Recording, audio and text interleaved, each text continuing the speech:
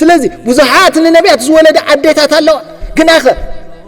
ነቦና ኣዳም ደጊመን ናብቲ ክብሩ ክመልሰው ኣይከኣል ከምቲ ኸልቢ ዝረኸቦ እንዳገፋፈጠ ዝኸይድ ሓጥቕ ሰብ ድማ ኣብ ቅድሚኡ ዝጸንሖ ሓይጣታት እናገፈጠ ዝኸይድ ንሕና ቀተልቲ ነፍሲ ምዃንና ነፍስና እንምርምረልና ግን ኣብ ዮሐንስ ምዕራፍ 6 ከምዚ ይብል ክንርስዕ ተጀሚርና ግን ካብ ኣዴና ቅድስተ ቅዱሳን ድንግል ማርያም ግን ንዝዓቀቡና እንኽሕድ ኢና ንዝፈተናዮም እንርስዕ ኢና ንዘፍቀርናዮም እንጸልይ ኢና እዚ ባህርያት እዚ ዘለና ደቂ ሰባት ኣብ ስእሊ ኣዴና ቅድስተ ቅዱሳን ድንግል ማርያም ንክርስቶስ ዝወለደት ኣደ ኮይኖም እዮም ንብዓቶም ዘፍስሱ እወ ኣዴና ቅድስተ ቅዱሳን ንዚ ጸልመታ ህይወት ከም ተብርህ ንስኻዊን ትብል ኣላ ጸሎታን በረኸታን ምስ ኩልና ንዘለዓለም ጸኒዑ ይንበር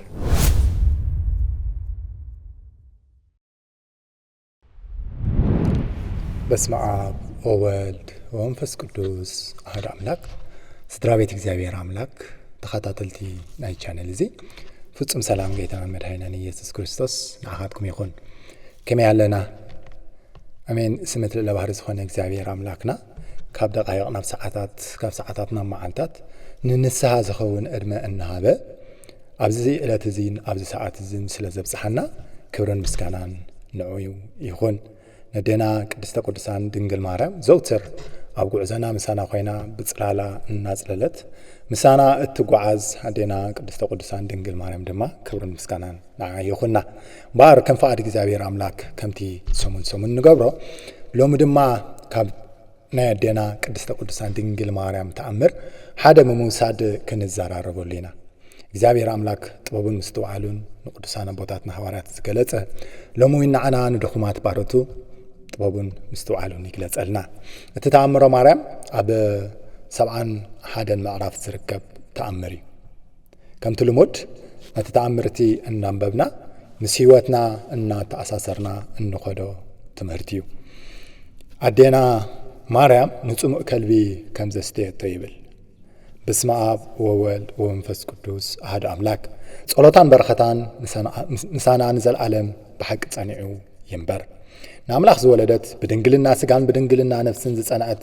ክብርት ዴና ቅድስት ድንግል ማርያም ዝገበረቶ ተኣምር ዝነግር እዚ እዩ ብዙሓት ኣንስቲ ምስ ክብርት ዴና ቅድስት ድንግል ማርያም ከለዋ ሓደ ማይ ዝጸምአ ኸልቢ ማይ እንተ ኣስተየኦ ኢሉ ናብአን መጸ ሽዑ እተን ኣንስቲ ሰጎጎኦ እዚ ኣዴና ቅድስተ ቅዱሳን ድንግል ማርያም ሓደ ጽሙቕ ከልቢ ከም ዝመጸን ኩለን እተን ኣንስቲ ክሰግኦ ከለዋ ድማ ኣዴና ቅድስተ ቅዱሳን ድንግል ማርያም ግን ከም ዘስተየቶ ዝነግር ተኣምር እዩ ንኣምላኽ ዝወለደት ብድንግልና ስጋን ብድንግልና ነፍስን ዝጸንዐት ክብርት ዴና ቅድስት ድንግል ማርያም ግና እዚ ማይ ዝጸምአ ኸልቢ ናብ ዝናፍትን እናበለ ክመላለስ ምስ ረኣየቶ ነብዓት ይብል እዚ ቅድስት ቤተ ክርስቲያንና ብኸልቢ መሲላቶ ዘላ ንመን ምዃኑ ሎሚ ከም ፈቃድ እግዚአብሔር ክንዘራረበሉ ኢና መቸም እግዚአብሔር አምላክ ናብዚ ዓለም ክፈጥር እንከሎ ፍጥረታት ደቂ ሰባት በቶም ፍጥረታት እቲኦም ርኢና ንእግዚአብሔር አምላክ ከነመስግን ከምኡውን በባህርያት ናይዞም እንስሳታት እዚኦም ርኢና ንሕና ደቂ ሰባት ካብኦም ትምህርቲ ክንመሃር ኢሉ ዝፈጠሮም ፍጡራት እዮም ስለዚ ሎሚ ነዚ ተኣምር እዚ ወሲድና ድማ ኣብዚ ተኣምር እዚ እንረኽቦ እንስሳ ከልቢ ከልቢ ቅድስት ቤተ ክርስቲያንና ብምንታይ ትምስሎ እዚ ጽሙቕ ከልቢ እዚ ጸሚኡ ናብ ኣዴና ቅድስተ ቅዱሳን ድንግል ማርያም መጽኡ ቤተ ክርስቲያንና እንታይ ትምህርቲ ክትምህረና ስለ ዝደለየት እዚ ተኣምር እዚ ዘውትር ኣብ እዛንና ተብጽሖ ዘላ ከልቢ ቅድስት ቤተ ክርስቲያንና በዞም ስዒቦም እንሪኦም ባህርያታት ዘለዎም ምስ ደቂ ሰባት ተተሓሓዘላ ተቐዳማይ ባህሪ ናይ ከልቢ ብናይ ኣቦና ኣዳም ትምስሎ ከልቢ በቦና ኣዳም ትምስሎ ከምቲ ከልቢ ብጎይቱ ፍቱይ እንተኾነ ግን ኣብ ግዳም ደኣ ይቕመጥ እምበር ናቤታ ጎይቱ አያቱን አቦና አዳም ድማ እግዚአብሔር አምላክ ንፍጥረታት ክፈጥር እንከሎ ይኩን እንዳበለ መስፈጠረ አቦና አዳም መስበጽሐ ግን ክብርና አቦና አዳም ንኽገልጽ በእዳው ገሩ በአፉ እስትንፋስ ሂቡ ነቦና አዳም ክቡርን ጽቡቅን ገሩ ሰራ ስለዚህ እግዚአብሔር አምላክ ካብ ኩሎም ፍጡራቱ ነቦና አዳም ክብር ሂቡ ፈጢሩ ክብር ሂቡ ፈጢሩ ድማ አብ ገነት ከም ዝነብር ገይሩ እዚ ኸልብዚ ድማ ዋኑ አዝዩ ዘፍቅሮ እንተኾነ ግን ብሰንኪ ስራሕ ናይ ዝኸልብዚ ጎይቱ ከልቡ ናብ ቤቱ ከኣቱ ኣይፈቅድ አቦና አዳም ድማ ወላ እኳ በእግዚአብሔር አምላክ ክቡር ገይሩ ሰሪዑ ኣብ ገነት እንተቐመጦ አቦና አዳም ብዝሰርሖ ስራሕ ግን ካብ ገነት ተሰጉጉ ንገነት ማዕድዩ ንኽሪ ዘፍጥረት ይነግረና ስለዚ ኣነባብራ ናይ ከልቢ ኣብ ቤት ጎይቱ ወፂኡ ኣብ ግዳም ከም ዝኾነ አቦና አዳም ድማ ካብ ቤት ጎይቱ ገነት መንግስተ ሰማይ ወፂኡ ንገነት ማዕድዩ ከም ዝሪኣ ኮነ ስለዚ ከምቲ እቲ ዋና ነቲ ጌታ ነቲ ከልቡ ዝፈቱ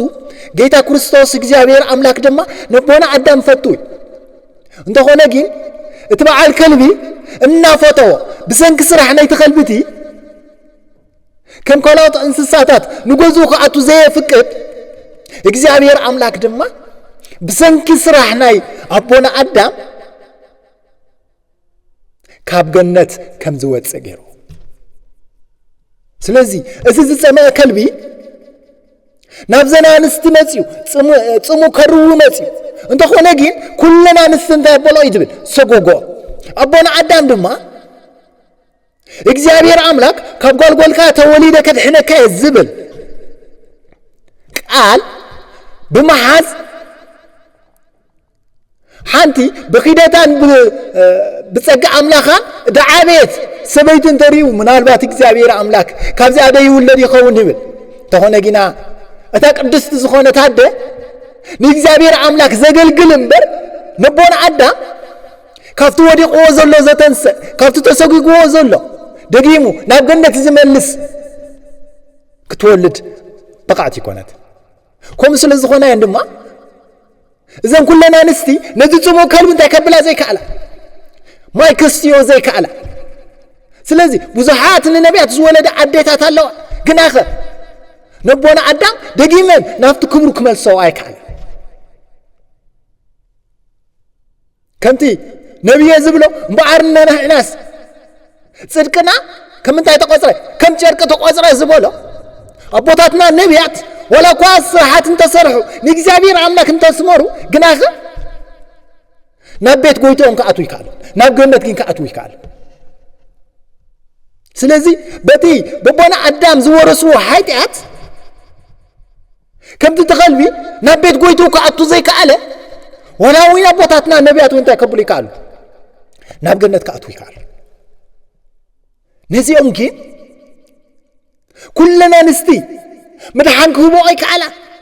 ነቦና አዳም ምስ ደቁ ኩለና ንስቲ ከምዚ ዜና ንስቲ ዜን ነዚ ጽሙእ ከልቢ ዘሳጎጋ ነቦና አዳም ድማ ናብቲ ናይ ቅድም ርስቱ ክመልሳ ኣይበቃል ኣዴና ቅድስተ ቅዱሳን ድንግል ማርያም ግን ነዚ ጽሙእ ከልቢ ዝምስዓየት ተቀበለትሉ ይብል ደንገጸትሉ ማይ ድማ ታያበለቱ ኣስተያየት ስለዚ ነቦና አዳም ካብቲ ተሰጉግዎ ዘሎ ገነት ደጊማ ናብ ገነት እትመልስ ኣዴና ቅድስተ ቅዱሳን ድንግል ማርያም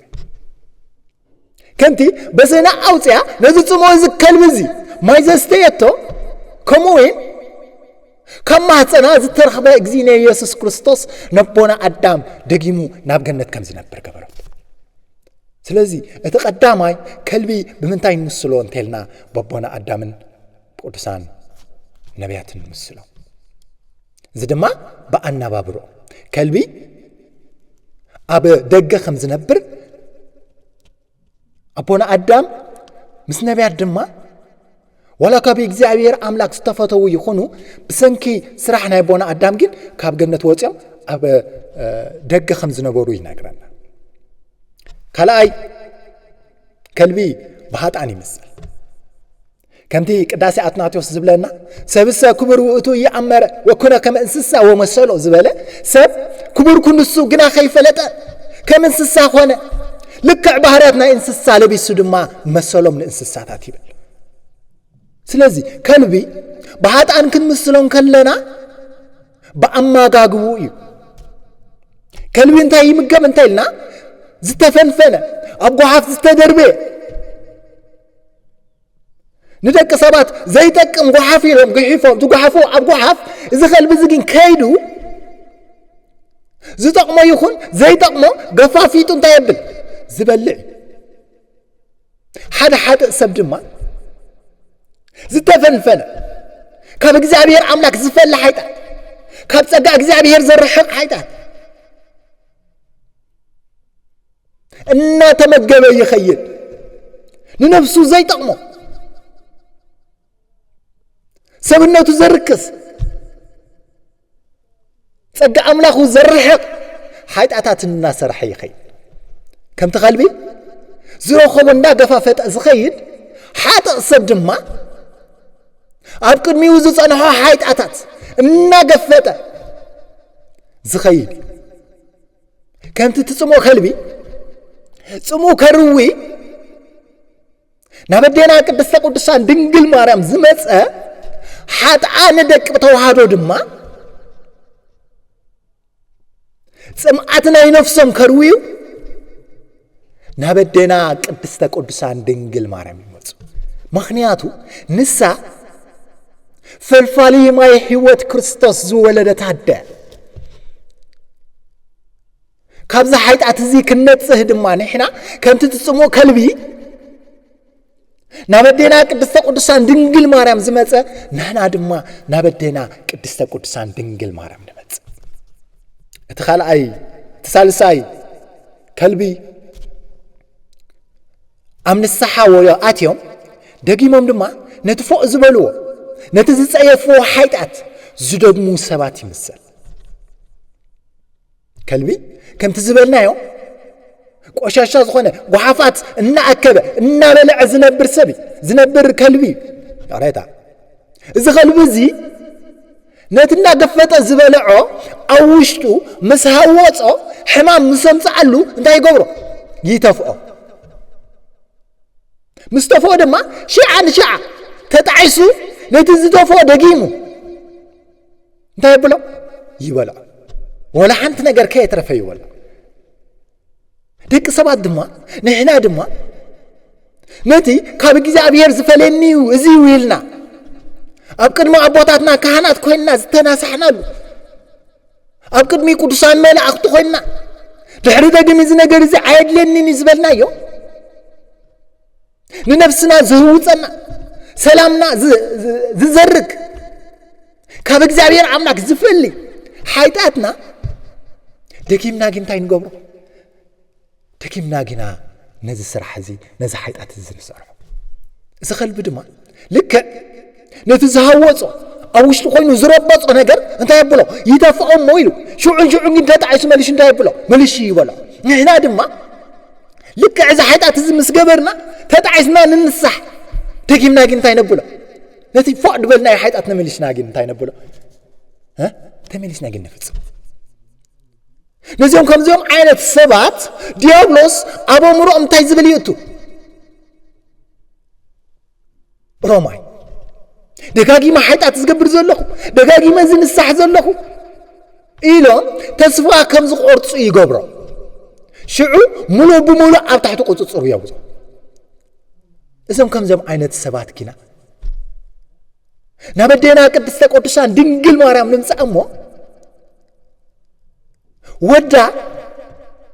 ፈራዲ ዘይኮነስ መሐረ አምላክ ምዃኑ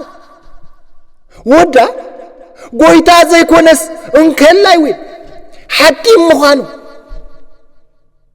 ودا محرتو زي ودا بركوتو دما زي قارص مخانو اتبنا ادينا قدسته قدسان دنگل مريم سلازي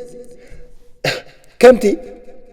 اتقلبي 10 غيزه نتستفو زبلعو نحنا دما نتفو إلنا زصيفنا يا حيدات 10 غيزه ممللاسنا تسفا خينو قرص ادينا قدسته قدسان دنگل مريم كنت نتصمو كلبي زرويت تسفا قرصنا إن كاين يترف كبيتان كاين رحق فكر ودع قويتا تراي زي كونس حكيم مخانو حكيم تراي زي كونس مدهانيت مخانو فرادي زي كونس انتايدا معاروين مخانو انفلطلو كبدينا قدستا قدسان دنگل ماريم سترخبه جيتا كريستوس سلازي زخلب زي نابدينا قدستا قدسان دنگل ماريم يمصي نحنا كم جم عينت بحرات زلنا نحيتاتنا 10 غيزه ندغاغمنا تخخيلنا زلنا فوز بلنا يا حيتات ابقد مملعختي زصيفنا يا حيتات دغيمنا دما نسرح سبات حلينا نابدينا قدسه قدسان دنگل مريم نص مخنياتو از صمو كلبي نابكالو خويد سغيغوني اتاونكو نزي صمو ز كلبي زستيت ادينا قدسه قدسان دنگل مريم اترابعي كلبي بزحاممو كلبي غيرا قدس بيت كريستيانات مهرنا ابرا يوحنس اندحدارينا انه انا دمايل حمشت اخلابات كوصو راخو يبل نستوعل لا زي قال انه حمشت اخلابات كوصو انت يابلكو راخو يبلن ስለዚህ كوصو ዝብል ቃል አቀድሞም አትዮም ዝነበሩ ይነገር رأي يوحنس نتأن منا جنة منجست السماء كما يجيركا كم تعطوا ينجر كم تزفترت ودسب كاب جنة كما يلو كم سسقوا يتنجر رأي يوحنس دما ودسب كما يلو ناب جنة منجست السماء كأتو 5 قبوا ينجر سلازي نفتا جنة منجست السماء كأتو زم حموشت أغلبات كوزو انت يبلكم يبل كوزو رأخوهم يبل زم حموش أخلابات تقيسون زلوا دمايلو زماوان قتلت نفسي مملخت تعود كم وين حسوت يوم يبلنا زم نجارات زيهم زوجوهم راي مخنياتو تايدبل انه حموش أخلابات كوصو راخو درو اوشت سبنتنا اتيوم زنبرو انت يكبلو كوصو راخو زم حموش أخلابات زيهم بتمقات غزينا يسوع كريستوس بمملاك نيجي أبير أملاكنا نتحققني أزخونا من جدي بمحاز كابسمنتنا أنتي نبلو كابسمنتنا نوصل سلازي أتم حمش أخلابات تبعي لم دلو أتقدماي زمان زموت جيتنا المدهينا يسوع كريستوس أونجيلو كزارب نقول أنتي إنه أنا يبلكم الله نسبيتي ريوز تمنى بحق النصواب لعلي أزموي